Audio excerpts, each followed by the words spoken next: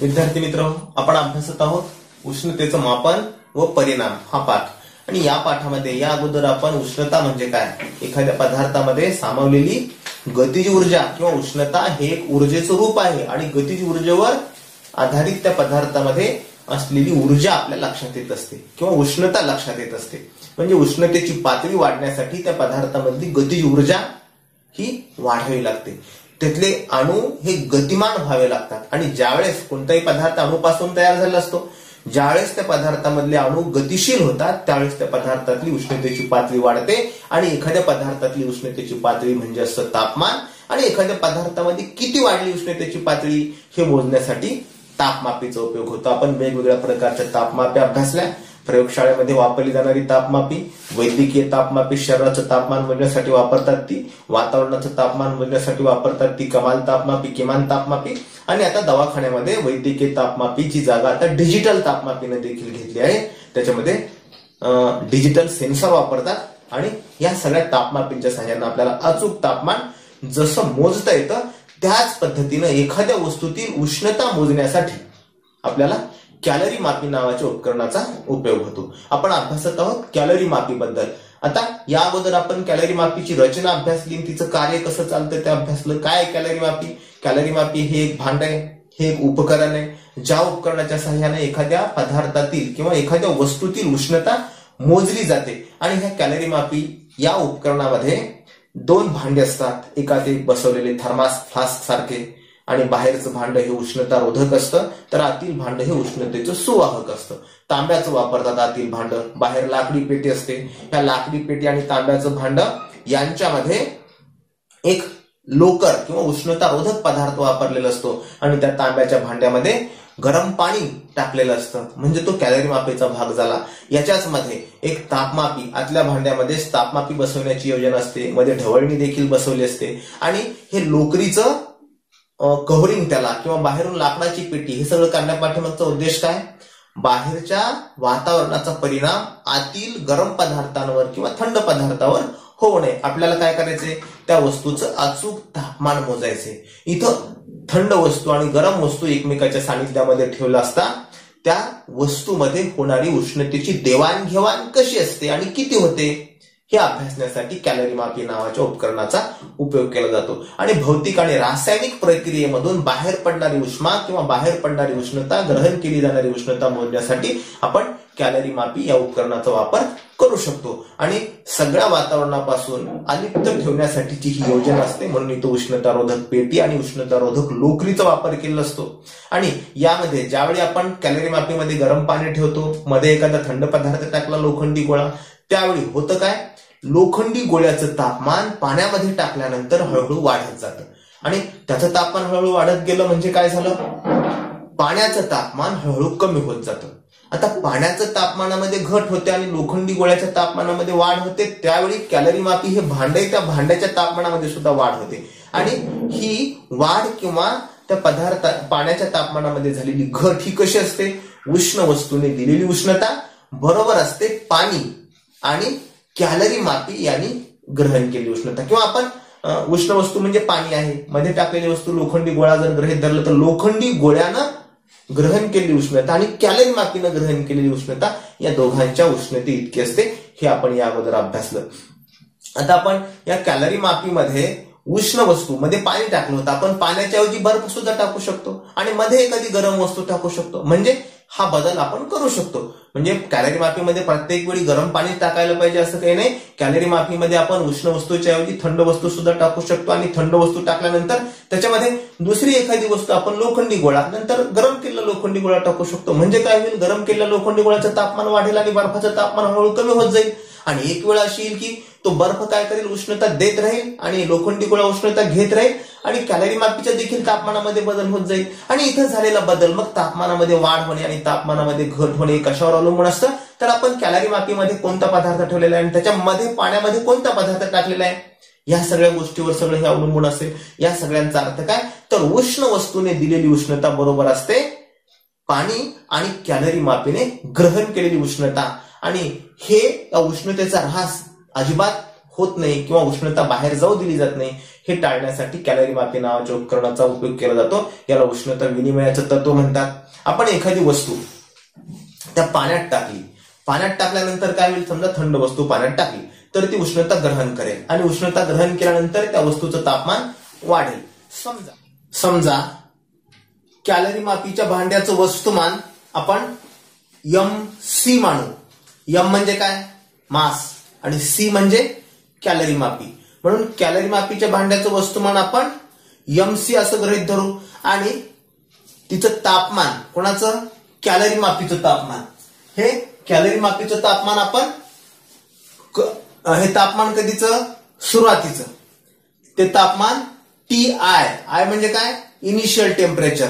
म्हणून अगोदरचं तापमान TI असं गृहीत धरू आणि त्यामध्ये कशामध्ये, कॅलरी मापीत जे पाणी घेतलेलं आहे त्या पाण्याचं वस्तुमान किती, पाण्याचं वस्तुमान MW. W कशासाठी, W म्हणून वॉटर, म्हणून कॅलरी मापीत भरलेल्या पाण्याचं वस्तुमान म्हणजे MW. आणि नंतर पाण्याचं आणि कॅलरी मापीचं तापमान किती असतं, जे सुरुवातीचं आहे ते पाण्याचं सुरुवातीचं तापमान आणि कॅलरी मापीचं सुरुवातीचं तापमान आपण TI असं मानू. TI म्हणजे काय, इनिशियल टेम्परेचर, दोघांचं सुद्धा. आणि आता आपण काय करणार आहे, त्या पाण्यामध्ये वस्तू एखादी वस्तू टाकणार आहे आणि म्हणून त्यात आपण टाकलेली जी वस्तू असेल ती म्हणजे MO. MO म्हणजे काय, मास ऑफ एन ऑब्जेक्ट, त्या वस्तूचं वस्तुमान. म्हणून आपण इथे लिहिलंय पाण्याचं तापमान कॅलरी मापीच्या तापमान एवढंच असेल आणि ते किती असेल, TI म्हणजे इनिशियल टेम्परेचर. आणि त्यात आपण नंतर MO वस्तुमान असलेली एक वस्तू टाकली. O म्हणजे काय, ऑब्जेक्ट, वस्तू टाकली नंतर, आणि TO तिचं तापमान किती, TO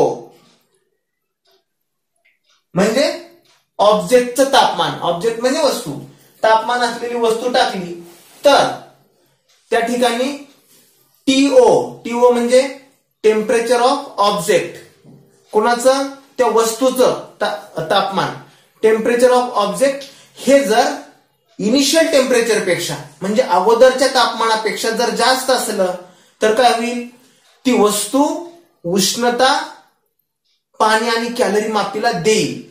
बरोबर आहे की नाही. जर असं असल्यास TO हे TI पेक्षा अधिक असल्यास ती वस्तू कॅलरी मापीला आणि पाण्याला उष्णता देईल. इथपर्यंत लक्षात येते. आता जर वस्तू उष्णता पाण्याला आणि कॅलरी मापीला त्या वस्तूने दिली तर ती कधीपर्यंत उष्णता देईल बरं, कॅलरी मापीला आणि पाण्याला कधीपर्यंत देईल, जोपर्यंत थंड वस्तू उष्णता ग्रहण करते आणि उष्ण वस्तू थंड वस्तूला उष्णता देते. पण कधीपर्यंत देईल, काही वेळातच त्या तिघांचं तापमान समान होईल. कोणाचं तिघाचं, कॅलरी मापीचं, वस्तूचं आणि पाण्याचं तापमान समान होईल. आणि आपण जे अंतिम तापमान आहे त्या अंतिम तापमानाला आपण TF मानू. कोणतं, अंतिम तापमान. अंतिम तापमान बरोबर काय, TF कशासाठी, F म्हणजे फायनल टेम्परेचर, अंतिम तापमान म्हणजे आपण TF म्हणू. आणि आता पाण्यानं किंवा त्या वस्तूनं दिलेली उष्णता, कोणती वस्तू टाकली आपण, पाण्यामध्ये एक वस्तू टाकली आहे, वस्तूनं दिलेली उष्णता तिला आपण QO असं गृहीत धरू. त्या वस्तूने दिलेली उष्णता म्हणजे QO म्हणजे ऑब्जेक्ट. त्याचबरोबर आता कशात टाकली आपण, ती पाण्यामध्ये टाकलेली आहे. आणि मग पाण्यानं ग्रहण केलेली उष्णता किती असेल, पाण्यानं ग्रहण केलेली उष्णता QW इतकी असेल. W म्हणजे काय, वॉटर, पाण्यानं ग्रहण केलेली उष्णता. आणि कॅलरी मापीनं ग्रहण केलेली उष्णता किती असेल, ही कॅलरी मापीनं ग्रहण केलेली उष्णता असेल QC ही कॅलरी मापीनं ग्रहण केलेली उष्णता. आता वस्तूनं दिलेली उष्णता म्हणजे QO, पाण्यानं ग्रहण केलेली उष्णता बरोबर QW आणि कॅलरी मापीची उष्णता म्हणजे QC ही किती असेल, त्या दोघांच्या बेरजे इतकी असेल. म्हणजे काय, QO बरोबर QW अधिक QC असेल. म्हणजेच आपल्याला हे सूत्र कसं लिहिता येईल, QO म्हणजे ऑब्जेक्ट, QO ही उष्णता किती असेल, QW म्हणजे पाण्यानं ग्रहण केलेली उष्णता आणि कॅलरी मापीनं ग्रहण केलेली उष्णता या दोघांच्या बेरजे इतकी असेल. आपल्याला एकूण जर उष्णता काढायची झाली तर या सूत्राच्या सहाय्याने आपल्याला ती उष्णता काढता येईल. त्याच्यानंतर आता QO काय आहे, QO म्हणजे त्या वस्तूनं दिलेली उष्णता आहे आणि QW काय आहे, पाण्यानं ग्रहण केलेली उष्णता आहे. तर QC काय आहे, कॅलरी मापीनं ग्रहण केलेली उष्णता आहे. लक्षात येते, C म्हणजे कॅलरी मापी, W म्हणजे वॉटर पाणी आणि QO म्हणजे काय, मध्ये पाण्यात टाकलेली ती वस्तू ऑब्जेक्ट. म्हणजेच आपण ह्या सगळ्याला काय म्हणायचं, QO QW आणि QC याला डेल्टा T असं जर आपण म्हटलं, कारण एकूण टेम्परेचर येते. डेल्टा T ही पदार्थाच्या विशिष्ट उष्माधारकतेवर अवलंबून असते.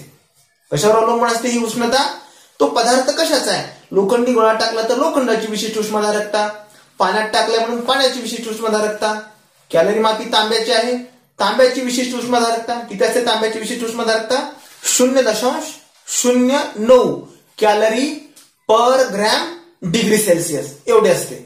आता म्हणजे ह्या सगळ्यांच्या विशिष्ट उष्माधारकतेवर हे डेल्टा T म्हणजे जे काही तापमान आहे हे तापमान या सगळ्यांवर अवलंबून असतं. आता कॅलरी मापीच्या पदार्थाचा, पाण्याचा आणि गरम वस्तूच्या पदार्थाचा विशिष्ट उष्मा, या सगळ्यांचा विशिष्ट उष्मा म्हणजे काय, कॅलरी मापीचा विशिष्ट उष्मा म्हणजे किती, QC, पाण्याचा विशिष्ट उष्मा म्हणजे किती, कॅलरी मापीचा विशिष्ट उष्मा म्हणजे CC. C का, कारण स्पेसिफिक हीटला आपण C अक्षर वापरतो, म्हणून पाण्याचा विशिष्ट उष्मा म्हणजे काय, C, कॅपिटल C आणि पायथ्याला स्मॉल c. आणि पाण्याचा विशिष्ट उष्मा म्हणजे किती, कॅपिटल C त्याच्या पायथ्याला W. आणि ऑब्जेक्ट म्हणजे वस्तूचा विशिष्ट उष्मा म्हणजे किती, कॅपिटल C त्याच्या पायथ्याला O. हे असल्यास आता आपल्याला सूत्र लिहायचे. आता ते सूत्र कसं असेल ते पाहू. आता समजा हा कॅलरी मापीचा विशिष्ट उष्मा CC, CW कॅलरी मापीमध्ये घेतलेला पाण्याचा विशिष्ट उष्मा आणि हा CO आपण कॅलरी मापीतल्या पाण्यात टाकलेली जी वस्तू आहे त्या वस्तूचा ऑब्जेक्ट विशिष्ट उष्मा. त्याच्या अगोदर आपण हे सूत्र अभ्यासलं होतं 3 क्रमांकाचं, Q = M × C in bracket TF म्हणजे final temperature minus initial temperature. याचा वापर करून आपण हे लिहू शकतो काय, QO बरोबर MO गुणिले डेल्टा TO गुणिले CO. म्हणजेच काय, डेल्टा TO बरोबर TO वजा TF म्हणजे हे वस्तूचं अगोदरचं तापमान आणि हे फायनल टेम्परेचर नंतरचं तापमान. मग आता पाण्याचा QW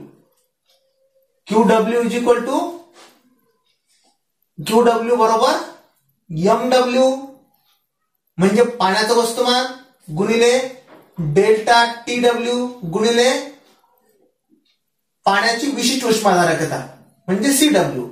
म्हणजेच काय, डेल्टा TW बरोबर असतं TF minus TI initial temperature आणि फायनल टेम्परेचर वजा इनिशियल टेम्परेचर. आणि QC आता ही कॅलरी मापी, QC बरोबर MC गुणिले डेल्टा TC गुणिले CC कॅलरी मापीची विशिष्ट उष्मा.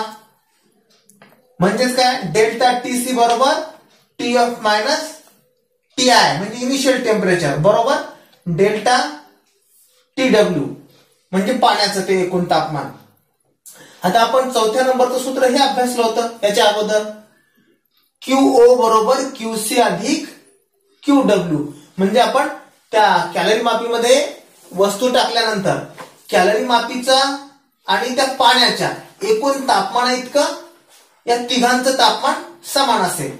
आता याच्यावरून आपण हे काय लिहू शकतो, हे अंतिम सूत्र आपलं MO गुणिले डेल्टा TO गुणिले CO बरोबर MW गुणिले डेल्टा TW गुणिले CW अधिक MC गुणिले डेल्टा TC गुणिले CC. म्हणजे काय, या सगळ्यावरून आपल्या काय लक्षात येतं, ह्याचा अर्थ तिथं असलेल्या सर्व तापमानाचे आणि वस्तुमानाचे मापन आपण करू शकतो या सूत्राच्या सहाय्यानं. तसेच त्या पाण्याचा कॅलरी मापी म्हणजे काय, तांब्याचं भांड, त्या तांब्याच्या भांड्याचा विशिष्ट उष्मा 0.09 कॅलरी पर ग्रॅम डिग्री सेल्सिअस. या सगळ्यांचा विशिष्ट उष्मा माहिती असल्यानंतर आपण एखाद्या पदार्थाचा विशिष्ट उष्मा काढू शकतो. हे आपल्याला यावरून लक्षात येतं.